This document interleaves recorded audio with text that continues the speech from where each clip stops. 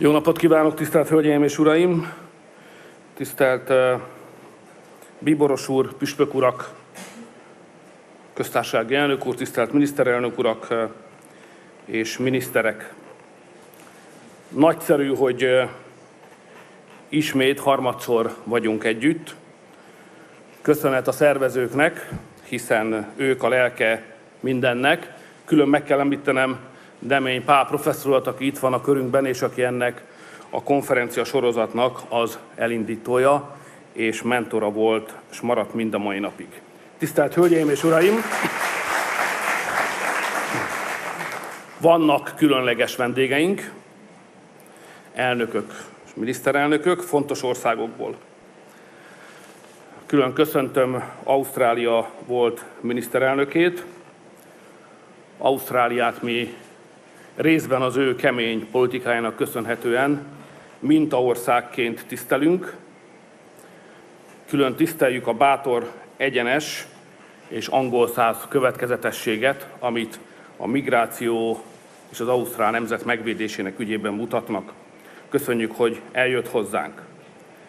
Itt van velünk Vučić elnök úr Szerbiából, akit külön köszöntök. Minden nép gondol valamit a másikról. Ez különösen így van a szomszédok esetében.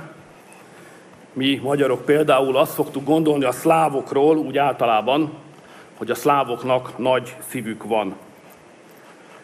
Ismerve a szerbeket, akik nem csak szomszédaink, hanem sorstársaink is, rájuk különösen igaz ez, és néha úgy érzem, mintha nem is egy, hanem két szív hajtaná őket. Ha valaki ezt nem hiszi, akkor nézze meg a mostani kosárlabda világbajnokságon a szerb csapatot. Azt kívánjuk az elnök úrnak, hogy tegyenek csodát ezen a világbajnokságon. És itt van velünk Csehország miniszterelnöke, aki nem csak tehet, hanem már tett is csodát. Méghozzá gazdasági és pénzügyi csodát tett Csehországban, ezért Magyarországon különösen magas az ő árfolyama. Nem mondom, most éppen mi is jól fejlődünk, de a cseheknek még mindig csak a tarkóját látjuk. Babis miniszterelnök úr inspiráció a mi számunkra, mert mi magyarok utol akarjuk érni a cseheket, úgyhogy ő minél jobban teszi a munkáját, annál inkább inspirál itthon bennünket, magyarokat. Megengedik zárójelben még azt megjegyzem, hogy Csehország erejét mutatja, hogy megengedheti magának azt a luxust, hogy ahelyett, hogy megkoronázná eredményei okán megérdemelten a miniszterelnököt, inkább támadni szokták, pedig ő Európa legjobb gazdaságpolitikusa. Csak azt tudjuk mondani innen Magyarországról, boldog Csehország, irigyeljük a problémáit. Tisztelt Hölgyeim és Uraim, mai témánk a demográfia és a család. Remek előadásokat hallhattunk, nehéz helyzetbe is kerültem, mivel tudok hozzájárulni a már elhangzottakhoz. Azt hiszem, hogy két dolgot tehetek hozzá, mindahhoz, amit önök már hallottak. Az egyik, hogy mondok néhány szót a magyar családpolitika szellemi alapjairól, és utána a magyar család támogatási modell néhány kulcsmozzanatára szeretném irányítani a figyelmüket. Először tehát a szellemi alapokról. Amikor még fiatal voltam, akkor egy ilyen konferencia, ami a demográfiai problémákról szól, meglepetést keltett volna. Azért keltett volna meglepetést, mert mindenki szó szerint iskolázottságtól, származástól függetlenül mindenki tudta és értette az egyik legfontosabb ősi igazságot. Akkor még mindenki értette azt, hogy az emberi élet véges. Ahogy belépünk az életbe, úgy ki is kell lépni belőle. Ez a törvény. Erre a törvényre és erre a nehéz helyzetre eddig életem során úgy láttam, hogy háromféle választ lehet adni, ha úgy tetszik, 3 irányba kereshetjük a kiutat. Az egyik az a tudatmódosító szerek világa, a szenvedélyfüggő élet, a habzsolás és a fogyasztás, amivel eltávolíthatjuk és eltarthatjuk magunktól azt a kérdést, hogy ha véges az élet, akkor mi az értelme. Az élet végességének kellemetlen tényét úgy orvosolja ez a megoldás, úgy válaszol, hogy a kérdést is tagadja. A másik lehetőség, hogy az ember utat keres a Teremtőhöz, aki életünk végességét eldöntötte, és törvénnyé tette a számunkra, és megpróbálunk közel kerülni hozzá, tőle megtudni a választ, és megkapni a gyógyírt. Ez a megoldás, ez az út, ez az irány, ez hatalmas civilizációs alkotásokat, hatalmas művészetet és kultúrát hozott létre a világon. És a harmadik lehetőség, amely előttünk áll, hogy megpróbálunk életünk evilági folytatásáról gondoskodni. Ezt úgy hívják, hogy családalapítás. Úgy hívják, hogy gyermek. Test a testből, vér a vérből. A gyermek, aki valahogyan a mi életünk folytatása is. Summa summarum, miután régen mindezt még mindenki tudta Magyarországon, nem is tartottunk soha demográfiai konferenciákat, mert azt gondoltuk, hogy a harkályt nem kell bíztatni, hogy kopácsoljon. Azonban nagy változások történtek. És a nagy változás egyetlen szóban foglalható össze, e körül forognak a mostani előadások, ez pedig a fogyás, az elfogyás kérdése. Amikor mi magyarok a családpolitika szellemi alapjait próbáljuk tisztázni, akkor először megpróbáltuk megérteni ennek a bajnak a természetét. Ugye egy társadalmi probléma megértésének első lépése, hogy lehatároljuk a problémát, megértjük, hogy mettől meddig terjed. Itt azt a kérdést tettük föl, hogy egy általános emberi világjelenségről van-e szó, amikor népességfogyásról beszélünk. Azt állapítottuk meg, hogy nem. Hiszen a népesség Ázsiában, vagy például Afrikában nő. Ezután azt a kérdést tettük föl, hogy civilizációs betegsége a népességfogyás. A keresztény civilizáció jellegzetessége-e? És azt találtuk, hogy nem. Mert a világban a keresztények száma nem csökken, hanem nő. És minden előrejelzés szerint a világban a keresztények száma a következő évtizedekben továbbra is nőni fog. Ha tehát nem általános emberi, és nem a keresztény civilizációhoz köthető betegség és baj, akkor mihez köthetjük? És végül is azt találtuk, hogy végül is egy európai jelenségről van szó. Persze más kontinensen is van egy-egy ország, ahol megfigyelhetünk népességcsökkenést, például Ázsiában is van ilyen ország, de hogy egy egész kontinensre legyen jellemző a baj, ez csak Európára igaz. Tehát mi magyarok úgy látjuk, hogy egy általános európai jelenségről van szó, és így is kell rá gondolnunk. Mi az oka? Különböző elméletek versenyeznek egymással. Az én személyes véleményem az az, hogy az ok elég nyilvánvaló. A népességfogyás azért lett európai probléma, mert Európa megvívott saját magán belül 2 kegyetlen polgárháborút. Ezeket az iskolában világháborúnak nevezik, és kétségkívül az európai földrészen máshol túl is terjedt, túl nyújtózkodott, de valójában és igazából inkább egy európai, hogy még pontosabban fogalmazok, egy nyugati polgárháború, illetve 2 nyugati polgárháborúról van szó, iszonyatos emberveszteséggel.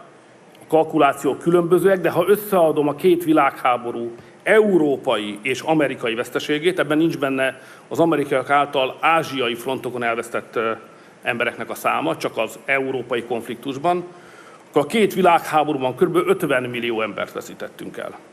és az a meggyőződésem, hogy ebből az emberveszteségből máig sem tudtunk talpra állni.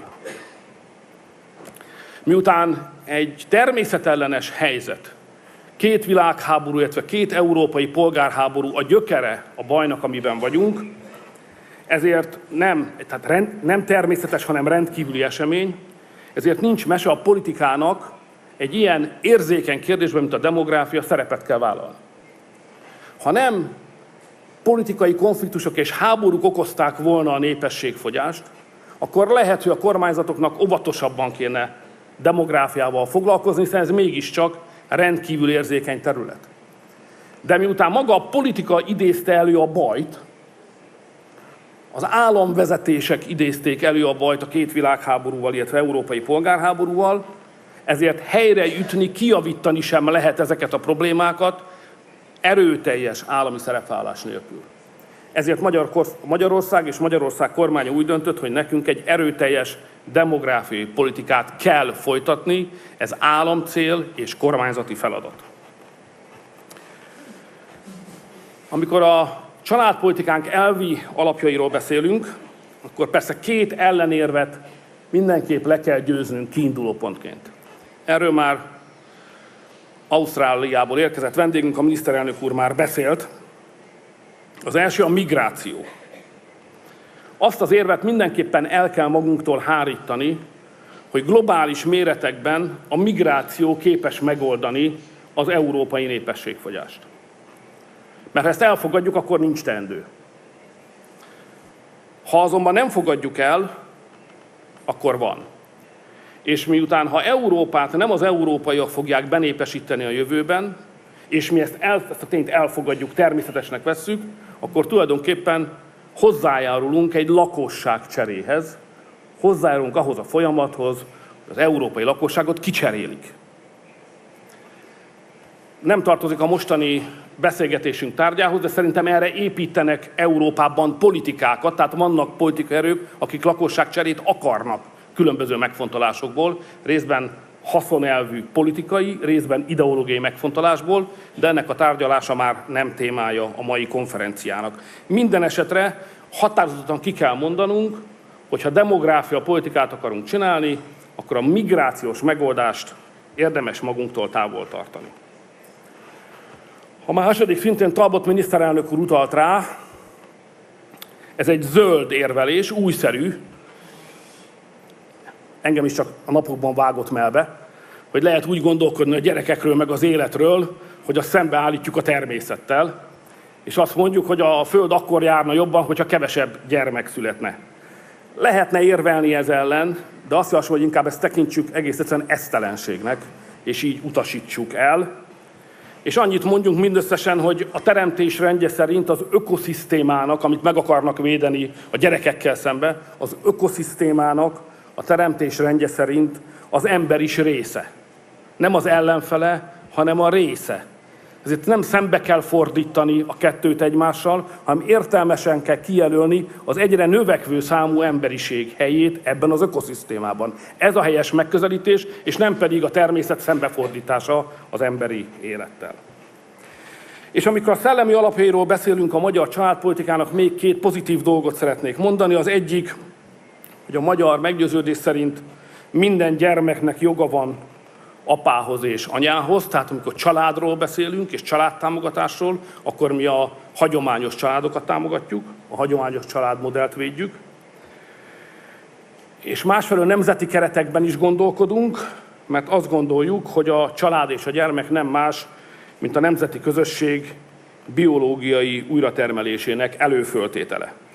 Ha nem működik, ha nem működnek a családok, ha nincsenek gyerekek, akkor egy nemzeti közösség el tud tűnni. Talán egy ausztrálnak ez nem teljesen érthető, mert ő az angolszász világ nagy családjához tartozik.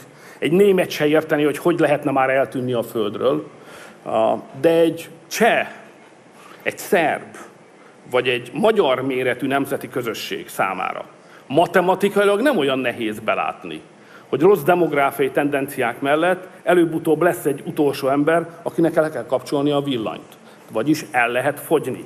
Ez a vízió, ez nem egy beteges rettegés, nem egy képzelgő veszélyérzet, Ez egy valóságos, matematikailag modellezhető veszély, hogy olyan kicsire csökkennek le az emberek ezekben a nemzetekben, hogy végül is a nemzeti identitás fenntartása lehetetlenné válik, és mi úgy gondoljuk, hogy ha egy nemzet elvész a világról, akkor elvész valami, amit más nem tud pótolni. Valami, ami pótolhatatlan, mert mi nem tudunk szerbek lenni, szerbek csak a szerbek lehetnek, magyarul a világot csak a magyarul láthatják, a csehek nem láthatják magyarul, és cseh kultúrát is csak a cseh emberek tudnak teremteni, mások pedig nem. Tehát ha a nemzet eltűnik, valami pótolhatatlan tűnik el a világból.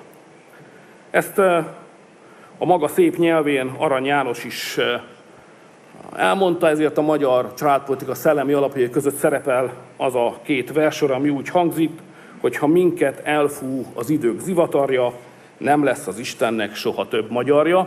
Tehát a mi családpolitikánknak nemzeti alapjai is vannak. Tisztelt Hölgyeim és Uraim, mennyit a szellemi alapokról? Erre épül a magyar családpolitika. Most néhány mozzanatra, meg nagyon gazdag az anyag, mármint a magyar modell családpolitika, de rendkívül gazdag, erről kimerítően beszélni szinte lehetetlen, de egy-egy fontos mozzanatra szeretném ráirányítani a figyelmet, nem tanácsként és nem kioktatva. Mert ahány ország, annyi nemzet, ahány nemzet, annyi fajta gondolkodásmód. Hanem inkább fölajánlva a magyar tapasztalatokat, mint egy jó gyakorlatok tárházát, hogy gondolkodjanak önök azon, hogy mi az, amit ebből otthon használni tudnak. Az első dolog, hogy a magyar modellnek az alapja alkotmányos természetű. A szellemi alapokról már beszéltem. Van egy alkotmányos alapja. Ez rendkívül fontos. Ha a demográfia politika lényege, legfontosabb elemei, ha a családpolitika legfontosabb elemei nincsenek rögzítve az alkotmányba, akkor hosszú távon nem lehet családpolitikát folytatni. Ezért alkotmányos alapok kellenek. Mert ezek az alkotmányos alapok védenek meg a családellenes bírósági döntésektől. Ugye a bíróság az egy külön világ, az nem tartozik a kormány által felügyelt államélet részéhez. Az államélet része, de független a kormánytól. Más megfontolások alapján működik, mint ahogy működik a kormányzat. Ezért mindig lehetnek olyan bírói ítéletek, az Egyesült Államok a legjobb példa erre, amelyek egyértelműen családellenesek. Ennek egyetlen korlátja van, egy világos, alkotmányos alap. És alkotmányos alap kell a családpolitikához azért is, mert enélkül a nemzetközi szervezetek, az NGO-k, a hálózatok és központok, amelyek nagyon gyakran családellenesek, be tudnak hatolni a magyar államéletbe és a magyar döntéshozatalba. Mondjuk Európai Uniós döntések is születhetnek, ha az alkotmányunk nem véd meg azokkal szemben, és lehetnek olyan Európai Uniós döntések, amelyek sajnos, mondjuk ki, családellenesek. Ha védekezni akarunk, ha szilárd családpolitikát akarunk csinálni, kellenek alkotmányos alapok.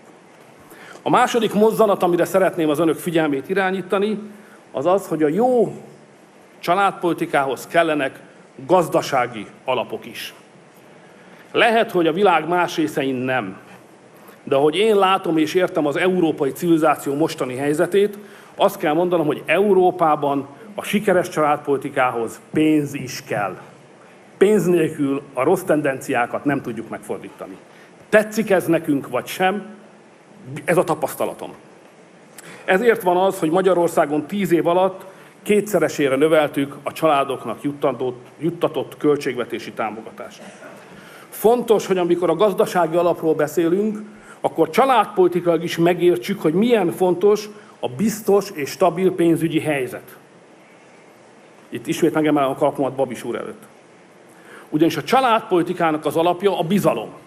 Elhiszik-e a családok, hogy azok az intézkedések, amelyeket bevezet egy kormány, ezek olyanok, amelyekkel hosszabb távon is lehet számolni. Hiszen a gyerekek vállalása az nem egy pillanat, a gyerekeket fel kell nevelni. Hosszú éveken keresztül van szükség kiszámítható családtámogatási rendszerre. De ha nincsenek rendben a pénzügyek, ha beállnak a pénzügyi zavarok, akkor jönnek a megszorító lépések. És minden költségvetési észszerűsítés előbb vagy utóbb elvesz a családtámogatási rendszerből. Magyarország példa erre, tudnék erről, csak most nem az előző kormányok okán jöttünk össze, tudnék erről beszélni önöknek, hogy hogyan vették el a válságkezelés címszó alatt azonnal a családoktól azokat a támogatásokat, amelyek nélkül nincs stabil és kiszámítható családtervezés. Tehát azt akarom mondani önöknek, hogy a szellemi alapokon és az alkotmányos alapokon túl egy stabil és sikeres gazdaságpolitikához rendben lévő pénzügyek, növekvő gazdaság, vagyis gazdasági alapok is kellenek. Magyar tapasztalat, lehet, hogy máshol ez nem olyan értékes, mint itt, de magyar tapasztalat, hogy a családtámogatási juttatásokat Magyarországon mindig össze kell kötni a munkavállalással. Mert az ember emberből van. És nagyon könnyen elhajlik abba az irányba, hogyha úgy látja, a szociális juttatásokból és ebből meg lehet élni, akkor inkább az abból való élést, nagyon sokan közülünk az abból való élést választják a munkahelyet, ami miatt visszaesik a gazdaság teljesítménye, ott vagyunk a pénzügyi zavarnál, és már jöhetnek a megszorító intézkedések. Tehát, ha hosszabb távon stabil családpolitikát akarunk, akkor a családtámogatás minél több elemét össze kell kapcsolni a munkavállalással. Erre vannak technikák, Magyarország is szívesen áll önök rendelkezésére, az adókedvezmények rendszerétől kezdve a GYED-en keresztül.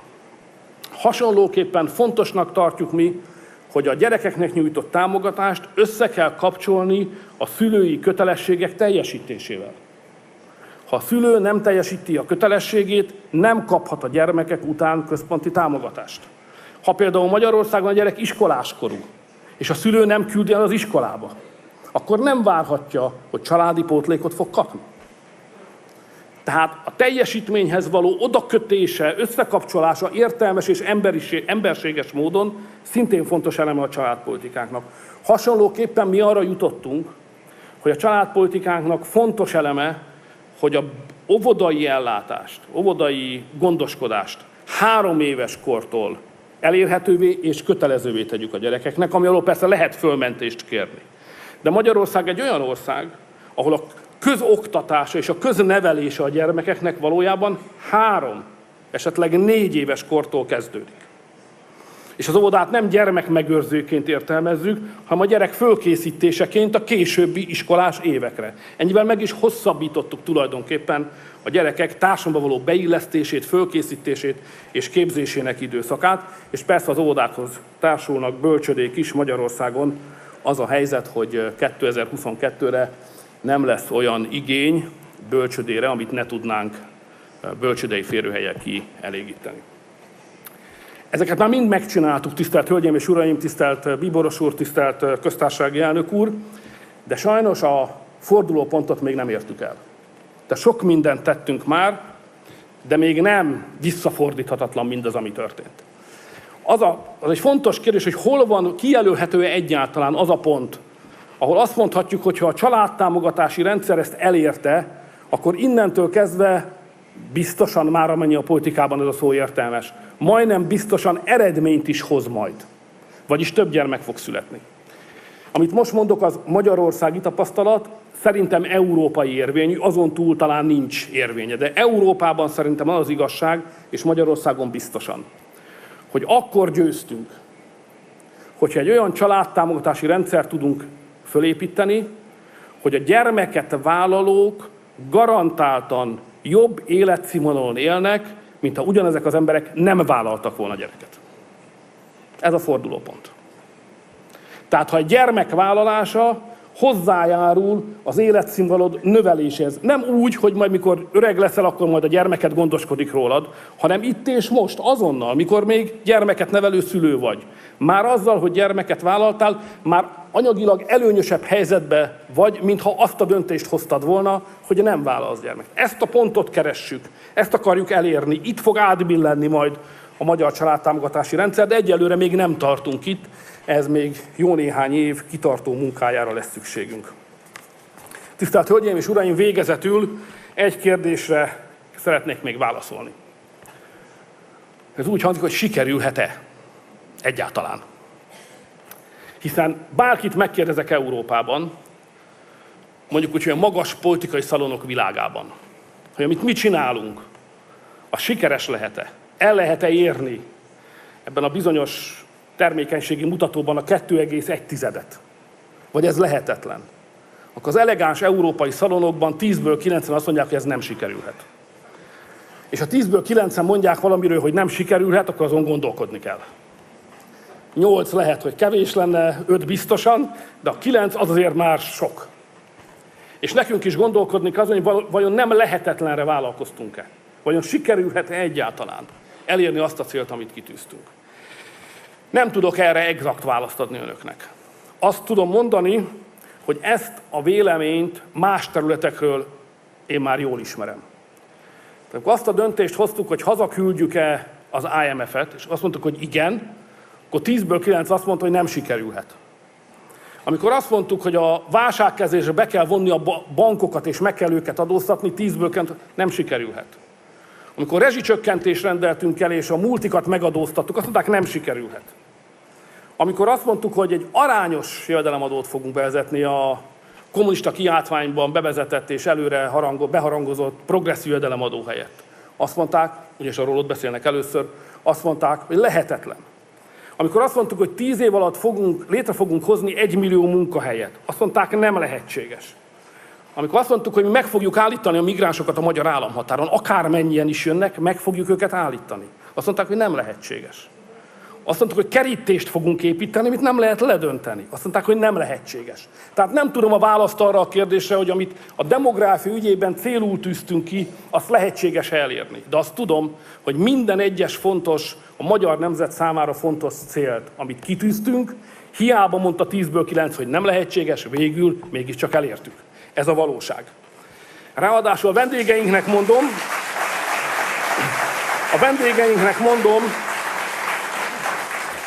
hogy a magyar politikát egyfelől persze bonyolult és nehéz megérteni a nyelve miatt is, de másról rendkívül egyszerű. Van egy kulcsszava, azt kell jól megérteni. A magyar politika története arra az egy szóra van fölfüggesztve, hogy mégis.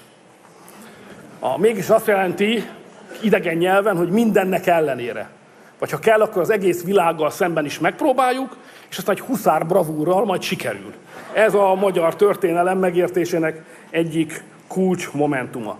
De természetesen ez nem azt jelenti, hogy föltétlenül sikerülni fog. Vannak föltételek. Tehát a magyar demográfiai politika, a kormányzati politika sikerességének vannak föltételei.